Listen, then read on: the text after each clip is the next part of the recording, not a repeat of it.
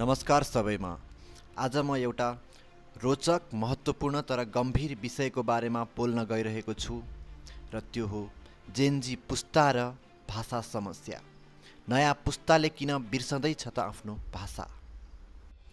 Gen Z शब्द त यहाँहरूले सुनिरहनु भएकै छ।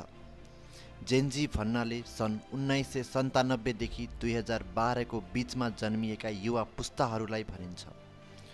र अहिले नेपालमा जेनजी र जेनजी भन्दा कान्छो पुस्ता जेन अल्फामा पनि देखिएको एउटा साझा समस्या भनेको भाषाको समस्या हो। उनीहरू न त राम्रोसँग अङ्ग्रेजी नै बोल्न सक्छन् र न त नेपाली नै राम्रोसँग बोल्न र लेख्न सक्छन्। उनीहरूले बोल्ने भाषामा नेपाली र अङ्ग्रेजी मिसिएको हुन्छ। जस्तो कि ब्रो, तेरो आउटफिट त नेक्स्ट लेभल छ। म आफै पनि जेनजी पुस्ता भएकाले मैले बोल्ने भाषामा पनि नेपाली र अङ्ग्रेजी मिसिएको देख्न सकिन्छ र यो मैले चाहेर पनि हटाउन सक्दिनँ। यस समस्याको कारण, असर, प्रभाव र समाधान, यस समस्यालाई कसरी न्यूनीकरण गर्न सकिन्छ त?